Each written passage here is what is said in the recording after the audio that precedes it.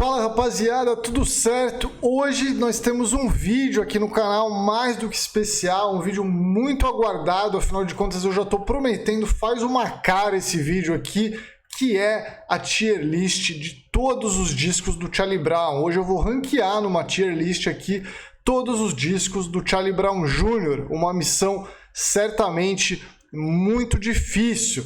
Mas antes da gente entrar aqui na nossa tier list, né, de todos os discos do Charlie Brown Jr., eu queria deixar um recado para você que ainda não é inscrito aqui no canal do Brasil que deu certo, inscreva-se aí, a gente sempre traz aí um conteúdo muito legal, sempre envolvendo a cultura muito popular brasileira, beleza?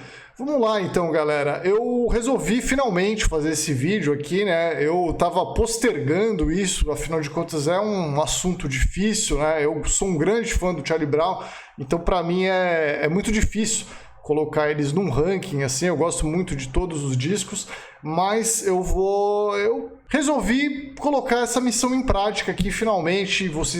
Muita gente pedia, muita gente estava aguardando, então tá aqui. Bom avisar antes aqui que a gente está falando apenas dos 10 discos de estúdio do Charlie Brown. Então vocês vão ver aí que o acústico MTV, por exemplo, não está, né? Os discos ao vivo, coletâneas, essas coisas, acabei deixando de fora, para não ser injusto aqui também, né? Pô, o acústico é um disco ótimo, um disco maravilhoso, mas é praticamente uma coletânea, né? Um greatest hits ali. É lógico que tem algumas músicas inéditas, mas eu acho que fica até injusto com os outros, né? O acústico MTV certamente estaria no topo aí se a gente fosse colocar ele na lista aqui, tá certo? Estamos falando aqui dos 10 discos de estúdio do Charlie Brown, beleza? Eles estão aqui e a gente tem algumas categorias aqui que eu coloquei ali. Em primeiro lugar, é tudo que ela gosta de escutar, né? São os discos perfeitos, é um disco que nunca vou cansar de escutar. Ali logo abaixo tem o Coro Comendo, né? Que é uma categoria bem alta também, é um disco que, enfim, é muito bom. Lugar ao Sol, ali no meio, né? Lugar ao Sol já é um disco que tem seu lugar ao sol, como o próprio nome diz aí, mas não chega a ser, não chega a estar ali nas primeiras posições. Depois tem ali o Give It Up, Hey, Do You Wanna Do It, Boy? Give It Up, Hey, desiste, tá ali amarelo. E aí no final, Confisco, que afinal é um disco que tem que ser confiscado. Beleza? Vai ser difícil, hein? Vai ser difícil. Mas vamos lá, então. Vamos fazer em ordem cronológica aqui, né? Eu vou pegar primeiro o primeiro disco da banda, né? O Transpiração Contínua Prolongada aqui. É um disco muito bom. É um disco... Cara, eu acho que não tem como falar sobre esse disco sem dar o contexto aqui antes, né? Em que a música brasileira se encontrava nessa época. Os anos 90 foram uma década de muita inspiração aí para as bandas brasileiras. A gente via de um boom do rock nacional nos anos 80, que particularmente são bandas que eu gosto menos do que as dos anos 90, uma vez que o rock dos anos 80 no Brasil me parece uma coisa ainda muito americana, né? Só as letras eram em português, mas a sonoridade ainda ficava muito parecida com o que se fazia lá fora, nos Estados Unidos, na Inglaterra, sei lá. E nos anos 90 não. O rock acho que ganhou uma cara mais brasileira, principalmente aí por conta de bandas como Chico Science, né, Raimundos, que incorporavam elementos ali de música brasileira no rock. O Charlie Brown não fez isso, mas o Charlie Brown ele trouxe uma outra coisa ali, que era uma linguagem das ruas, era uma coisa bem diferente do que se havia feito até então, naquela época, né? Lógico que o Charlie Brown tinha inspiração das próprias bandas que tinham explodido naquela época, né? Acho que o Planet Hemp é uma que o próprio Chorão sempre citava como inspiração. Então é isso, assim, né? Esse disco, o primeiro disco do Charlie Brown, surgiu dentro desse contexto e, cara, o que dizer desse disco, né? É aquilo, é praticamente um greatest hits também, né? É só hit, uma atrás da outra. Cara, não tem música ruim nesse disco. Eu, inclusive, tenho esse disco até hoje. Comprei na época, eu devia ter uns, sei lá, 12 anos, né? Quando saiu esse disco aqui.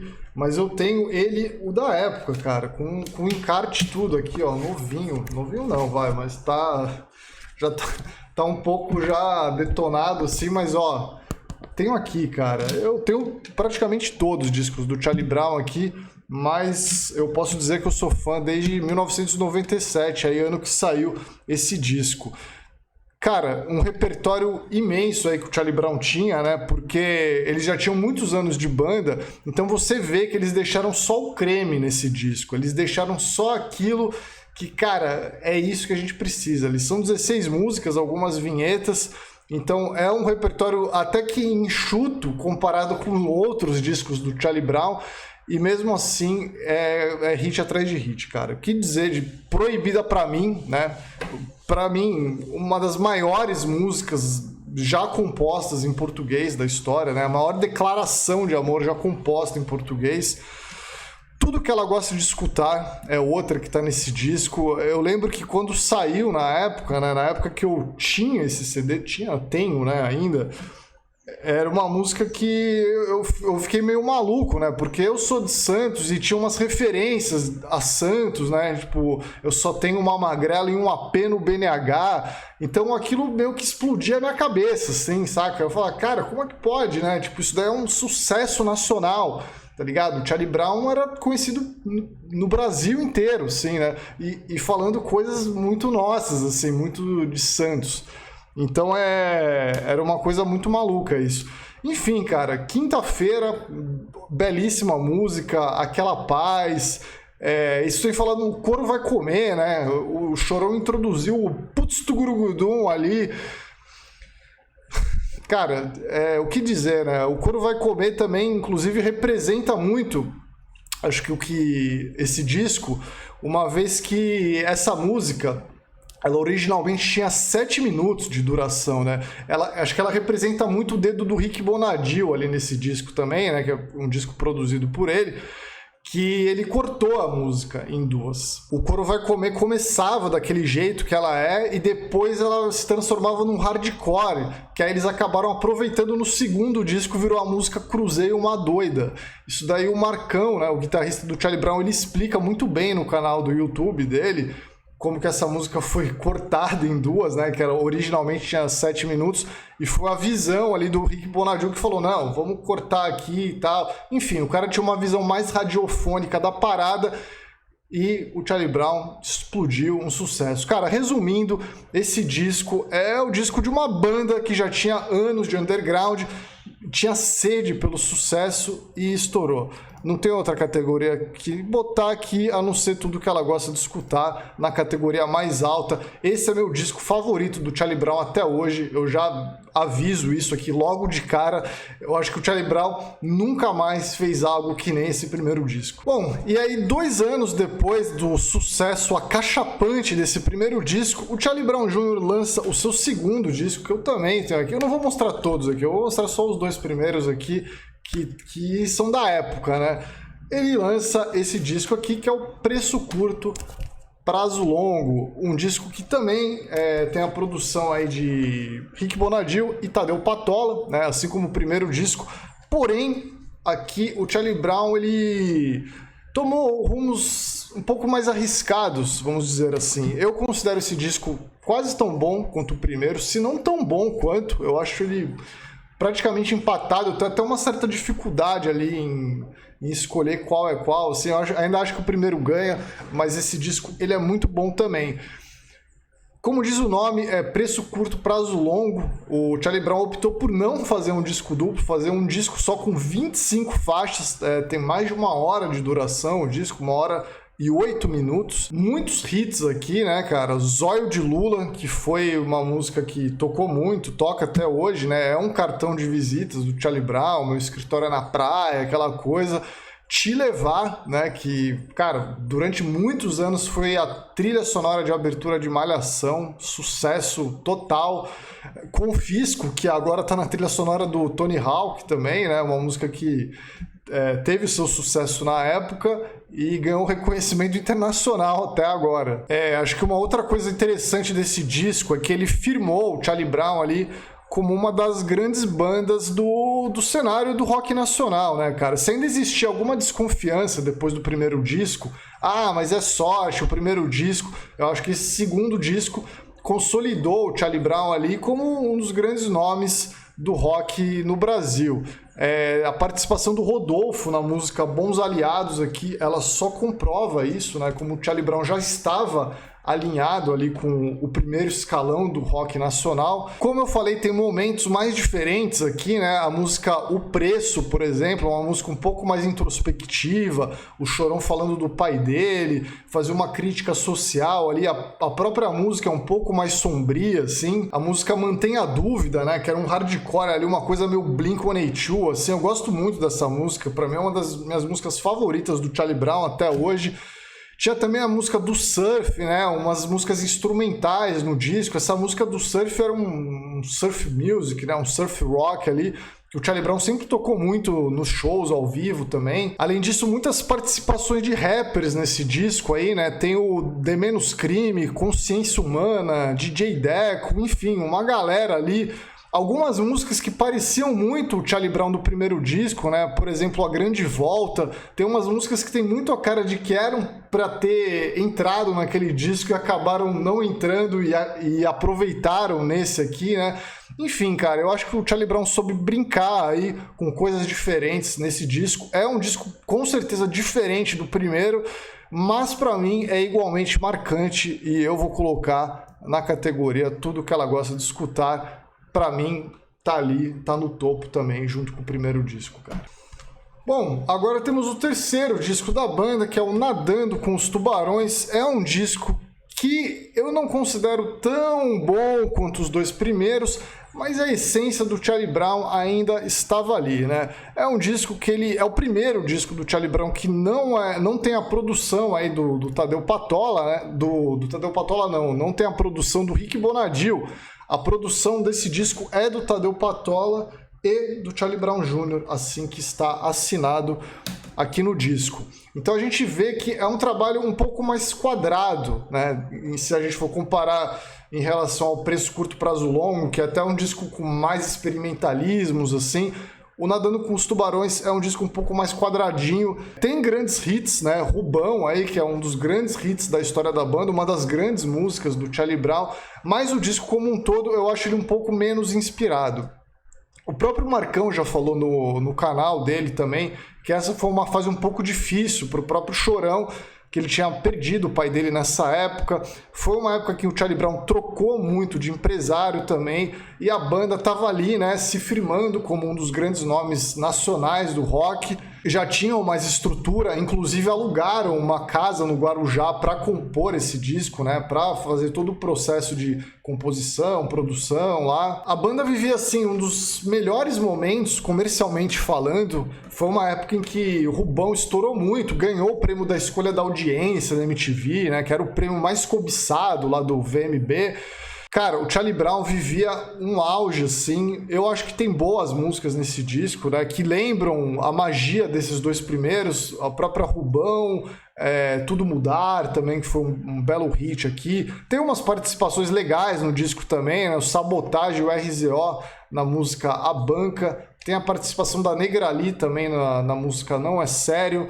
Mas, no geral, eu considero esse disco um pouco abaixo dos outros. Eu colocaria aqui na categoria Lugar ao Sol, colocaria aí numa categoria mediana. Não é um disco ruim, eu acho que tem seu lugar ao sol ali, tem suas coisas boas, então acho que é um lugar onde ele merece estar ali, beleza?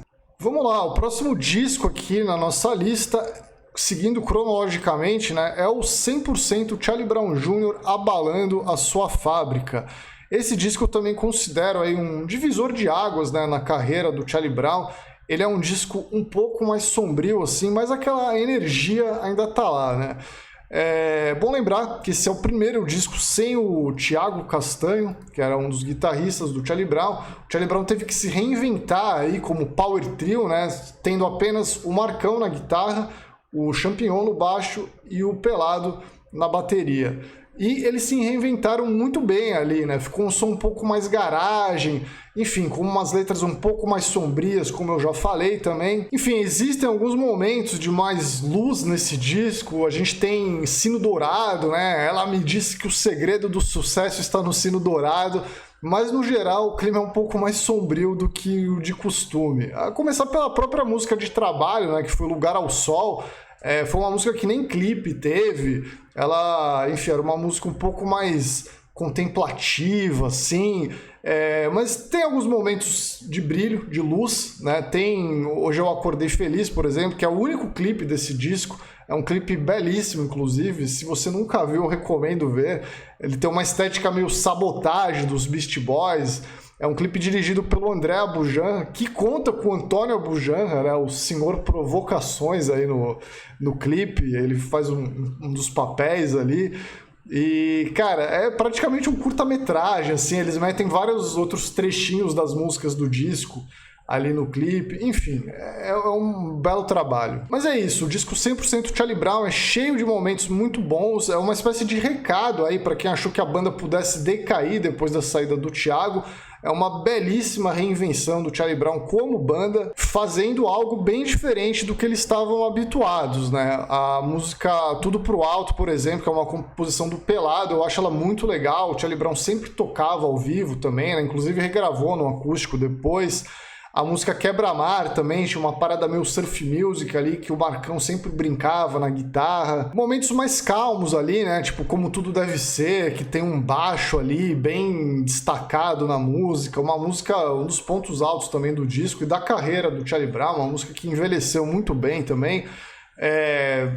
Lugar ao Sol, né, que foi uma música de trabalho, que era um recado do Chorão pro pai dele, que tinha morrido recentemente.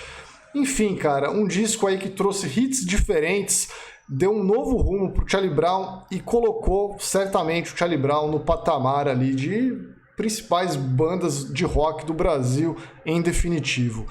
Não chega a ser, eu não vou colocar no mesmo nível do primeiro e do segundo disco, mas é um disco muito bom, tá? Por pouco não entra aqui. Eu vou colocar aqui na segunda categoria, no Coro Comendo. Eu acho que ele tá bem posicionado ali, né? Não chega a ser uma transpiração contínua prolongada, nem um preço curto, prazo longo, mas tá bem. O próximo disco do Charlie Brown é o Bocas Ordinárias, um disco que, na minha opinião, ele segue bastante a linha do 100% Charlie Brown, porém com uma sonoridade um pouco mais limpa e eu diria que também um pouco mais ensolarada do que a do disco anterior, né? O que dizer aí de Papo Reto, que é a música já que abre o disco, e, cara, uma pedrada, uma das melhores músicas do Charlie Brown também. Aliás, ele é um disco todo mais pesadão no geral, até o cover da Legião Urbana que eles fazem nesse disco, da música Baderman of Blues, também ela tem uma sonoridade bem pesada. Eu gosto muito dessa versão, eu gosto muito de Papo Reto, enfim, eu gosto bastante desse disco. Ainda tem Só Por Uma Noite, né, que também foi um hitzão, assim, e que eu acho que é uma música que deveria ser até mais valorizada aí na discografia do Charlie Brown. Cara, eu gosto muito de Bocas Ordinárias, eu acho que ele está aqui no mesmo nível do 100% Charlie Brown.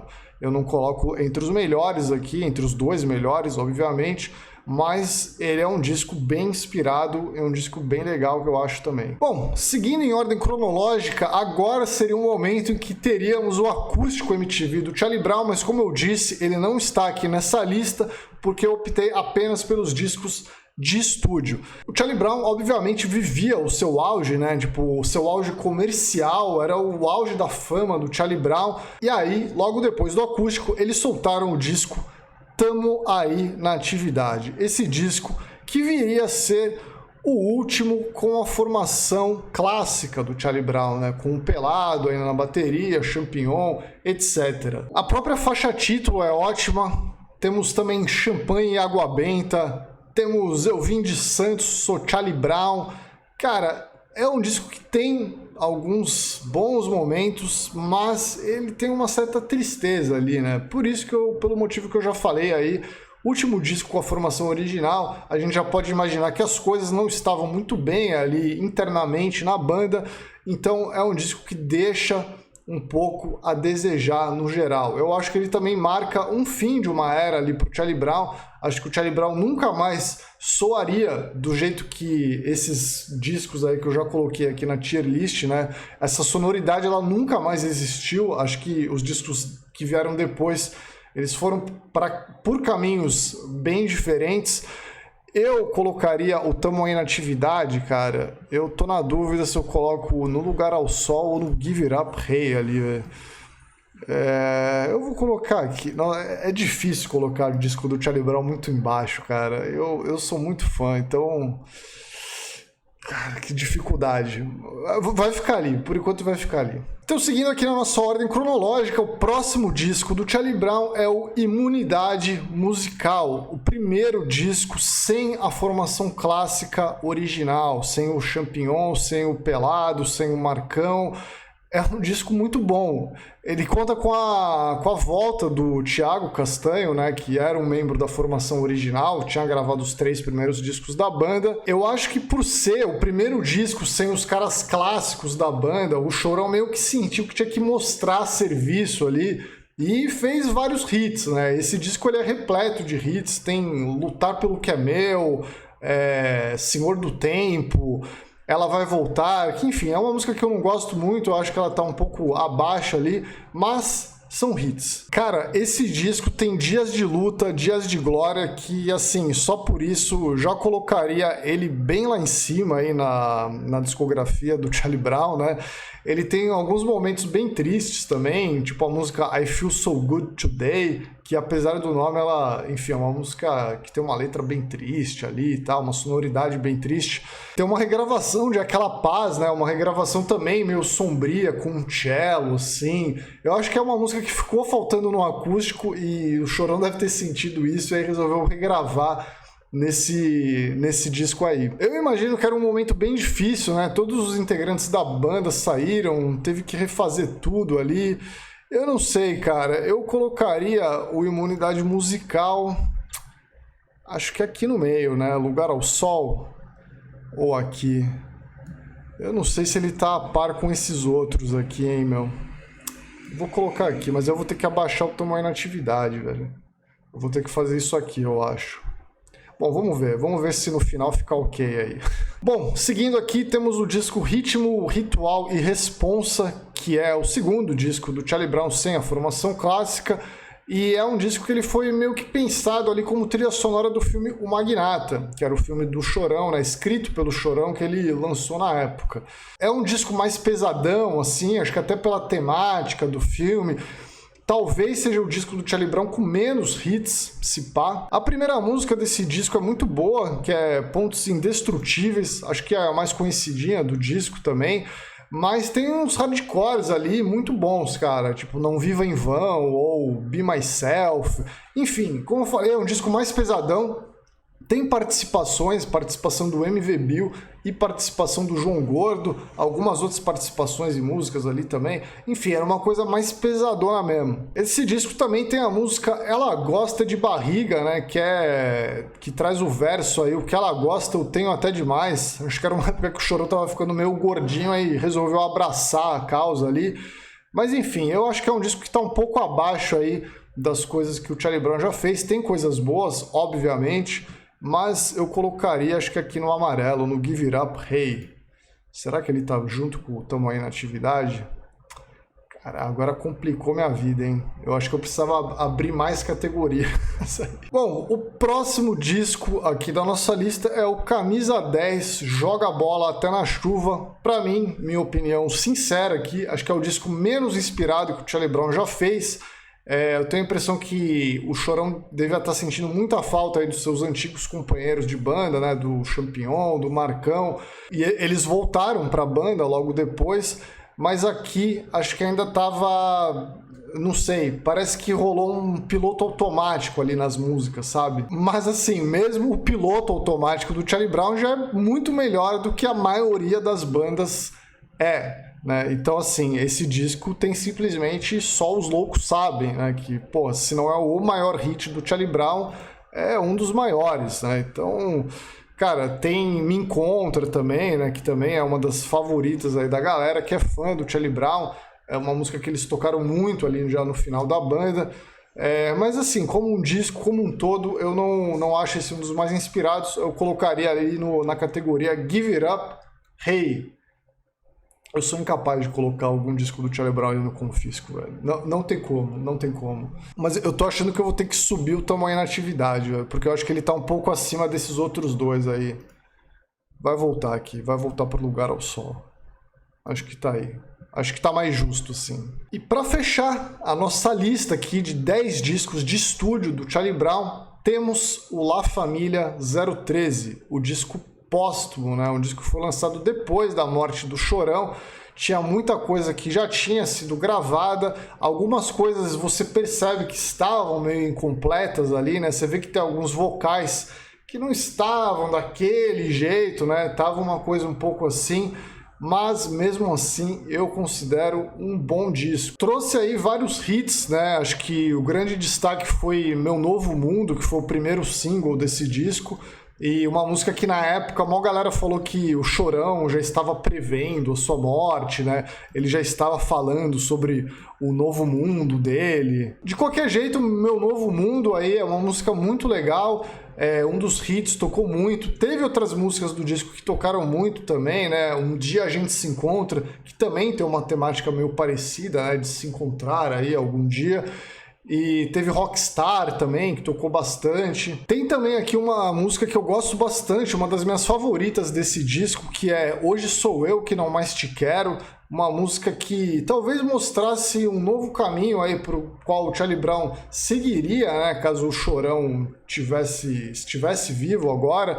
Enfim, é obviamente um disco triste, né, um disco póstumo, então todo mundo ouviu isso aqui depois do Chorão ter morrido, né, então foi uma coisa já, né, toda aquela história, também teve a morte do Champignon e tal, então esse disco ele já veio carregado com um peso diferente ali. Apesar de ser um disco que não está completo, né? Tipo, tem algumas coisas ali que, enfim, não foram finalizadas por conta da morte do Chorão. Ele ainda assim parece um disco bem completo para mim. Eu ouvi muito quando ele foi lançado, eu gostei muito, gosto ainda até hoje, né? Acho que ele não envelheceu tão bem quanto os melhores aqui do Charlie Brown, mas ainda assim é um disco que eu acho bem ok. Eu colocaria ali na categoria do meio. Colocaria aqui no Lugar ao Sol junto com os outros. Beleza? Bom, acho que assim a gente finaliza, né, cara? Eu fiquei um pouco na dúvida ali em algumas colocações, mas eu acho que agora tá justo. Acho que dessa maneira aí tá justo. Os dois primeiros, para mim, são imbatíveis. Nunca teve nada igual a isso.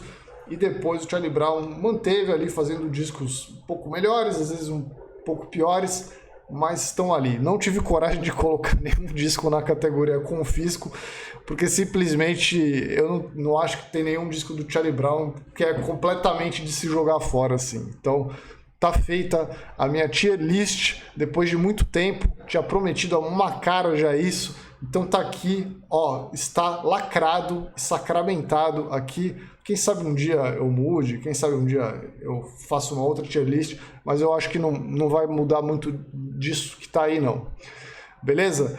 Galera, por enquanto é isso. Se você gostou desse vídeo, já deixa aquele like esperto no vídeo, comente quais são os seus discos favoritos do Charlie Brown, você concorda aí com a minha visão, você discorda, comente educadamente, por favor, né? Isso é sempre importante. E é isso. E não esqueça de se inscrever no nosso canal também, tem o botão inscreva-se ali embaixo. Dessa maneira você não perde o conteúdo do Brasil que deu certo e ainda ajuda a espalhar a palavra da cultura muito popular brasileira, beleza? Considere também se tornar membro do nosso canal, tem o botão Seja Membro ali embaixo.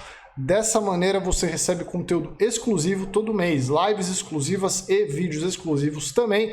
Tudo isso por um valor bem pequeno que provavelmente não vai fazer muita diferença para você, mas para a gente vai fazer bastante, tá certo? Entre também na nossa lojinha www.brasilquedeucerto.com.br. Lá você encontra diversos produtos como meias, canecas, camisetas, panos de prato, etc. Muita coisa legal, muita coisa bacana. Eu sei que você vai gostar, tá certo?